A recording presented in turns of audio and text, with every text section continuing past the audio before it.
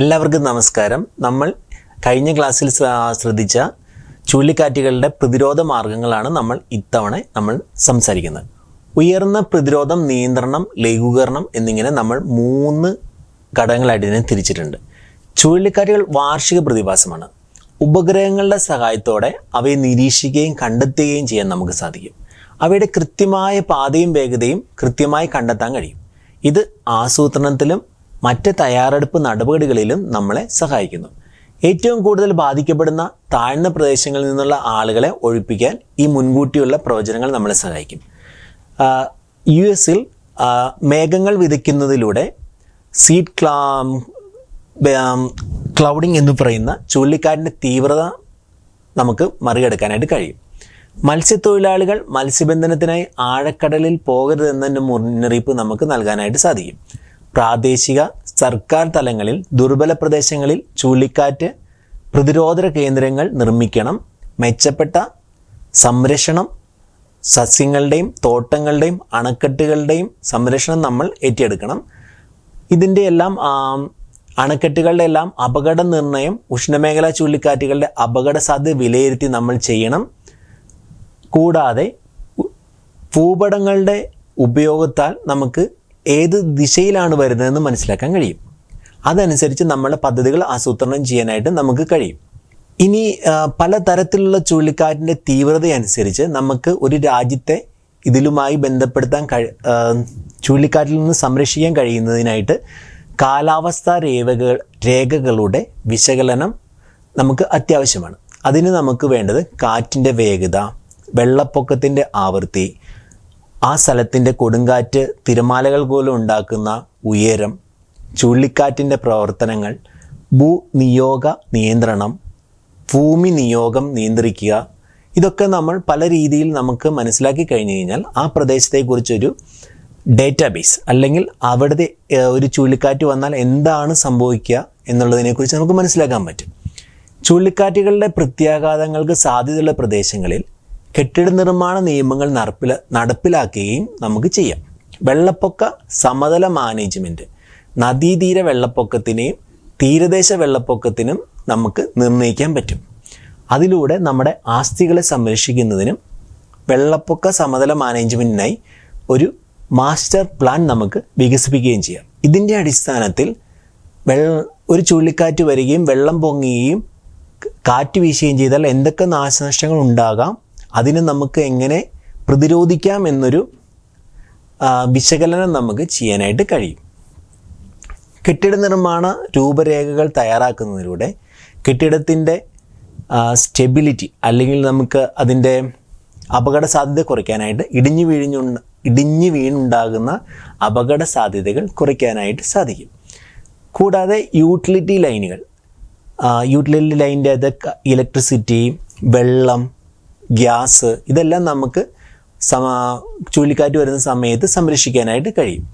ഈ കെട്ടിട നിർമ്മാണ പരിപാലന ചട്ടങ്ങളെല്ലാം നമ്മൾ ചെയ്യുകയാണെങ്കിൽ. ഇനി നമുക്ക് വേണ്ടത് മാംഗ്രൂവ് ഫോറസ്റ്റുകൾ, കണ്ടൽ കാടുകൾ നടുകയാണെങ്കിൽ തീരദേശത്തിനെ സംരക്ഷിച്ച് നിർത്താനായിട്ടും ചുഴലിക്കാറ്റ് വരുമ്പോൾ ഉണ്ടാകുന്ന വലിയ തിരമാലകളിൽ നിന്ന് ഒരു പരിധിവരെ നമ്മുടെ തീരദേശങ്ങളെ സംരക്ഷിക്കാനായിട്ട് നമുക്ക് കഴിയും. കൂടാതെ സസ്യ ആവരണം, മണ്ണൊലിപ്പ്, ഉരുൾപൊട്ടൽ എന്നിവയുടെ ആഘാതം കുറയ്ക്കാനും നമ്മളെ സഹായിക്കും. മഴവെള്ളം ആഗിരണം ചെയ്യാൻ സഹായിക്കുന്ന രീതിയിൽ പച്ചപ്പ് സസ്യങ്ങൾ നമ്മൾ നട്ടു വളർത്തുകയൊക്കെ ചെയ്തു കഴിഞ്ഞാൽ നമുക്ക് ചുഴലിക്കാറ്റിന് മഴ മൂലമുണ്ടാകുന്ന ഉരുൾപൊട്ടൽ മുതലായ കാര്യങ്ങളിൽ നിന്ന് രക്ഷ നേടാനായിട്ട് കഴിയും.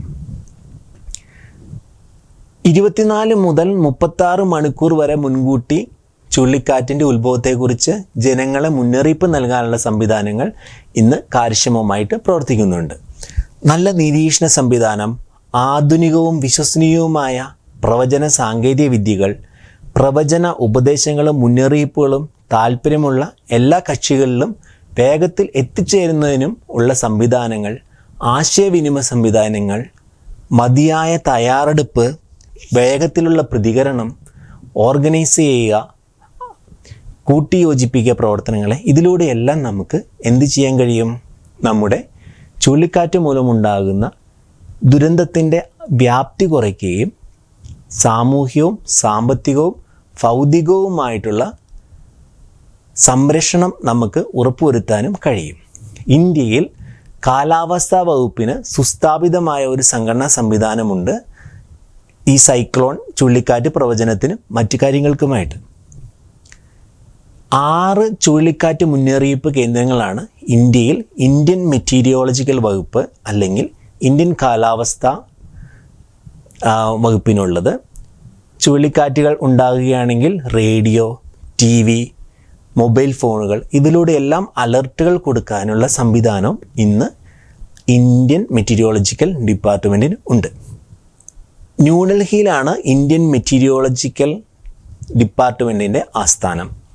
ഈ വിവിധ കേന്ദ്ര ഏജൻസികളുടെ പ്രവർത്തനങ്ങളും ഏകോപിപ്പിച്ചുകൊണ്ട് സൈക്ലോൺ വാർണിങ്ങും അതിൻ്റെ ദുരന്തങ്ങളിൽ നിന്നുള്ള മാനേജ്മെൻറ്റും IMDയുടെ ഉത്തരവാദിത്തത്തിലാണ് വരുന്നത്.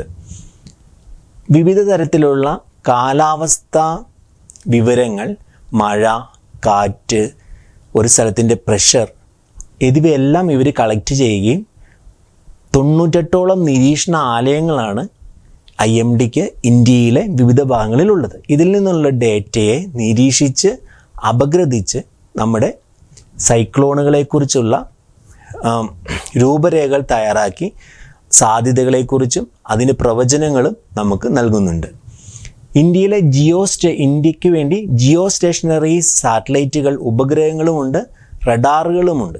ഇവയുപയോഗിച്ചും സംയോജിതമായിട്ടുള്ള രീതിയിൽ സൈക്ലോൺ ട്രാക്കിങ്ങും നമുക്ക് നടത്താൻ കഴിയുന്നുണ്ട്. നമ്മുടെ രാജ്യത്താണ് വിവിധ രാജ്യങ്ങളിലുള്ളതിൽ വെച്ച് ഏറ്റവും നല്ല നിലയിലുള്ള നിരീക്ഷണ സംവിധാനങ്ങൾ ഉൾപ്പെടുത്തിയിരിക്കുന്നത്. ഒരു ചുഴലിക്കാറ്റിനും അതിൻ്റെ ആയുസ്സിൽ ഒരു സമയത്തും കണ്ടെത്തലിൽ നിന്ന് രക്ഷപ്പെടാൻ കഴിയാത്ത വിധത്തിലാണ് നമ്മുടെ രാജ്യത്തുള്ള ഏജൻസികൾ ഇതിനെയെല്ലാം ചുഴലിക്കാറ്റിനെ നിയന്ത്രിക്കുകയും ചെയ്യുന്നത്. കേന്ദ്ര സംസ്ഥാന സർക്കാരുകളുടെയും ഇന്ത്യൻ മെറ്റീരിയോളജിക്കൽ ഓർഗനൈസേഷനിലെയും വാണിജ്യ വ്യോമയാന താല്പര്യമുള്ള ഗ്രൂപ്പുകളുടെയും പൊതുജനങ്ങളുടെയും സഹായത്തോടു കൂടിയാണ് പ്രവചനങ്ങളെല്ലാം തയ്യാറാക്കുകയും അതിനു വേണ്ടിയിട്ടുള്ള ഘടകങ്ങൾ ചെയ്യുകയും ചെയ്യുന്നത്. അപ്പോൾ ഒരു ചുഴലിക്കാറ്റ് എന്താണെന്നുള്ള, ചുഴലിക്കാറ്റ് മൂലമുണ്ടാകുന്ന വിനാശങ്ങൾ എന്തൊക്കെയാണെന്നും എങ്ങനെയൊക്കെ നമുക്ക് അതിൽ നിന്ന് സംരക്ഷിക്കപ്പെടാമെന്നതിനെക്കുറിച്ചും ഒരു ആശയം നിങ്ങൾക്ക് മനസ്സിലായി എന്ന് വിചാരിക്കുന്നു. പരമ്പരാഗത രീതിയിലുള്ള പ്രവചനങ്ങൾ കൂടാതെ ആധുനിക രീതിയിലുള്ള പ്രവചന സങ്കേതങ്ങൾ ഉപയോഗിച്ചുകൊണ്ടും നമ്മൾ ചുഴലിക്കാറ്റുകളെ പ്രവചിക്കുകയും അതിനുവേണ്ട മുൻകരുതലുകൾ ഏറ്റെടുക്കുകയും ചെയ്യുന്നുണ്ട്. Thank you.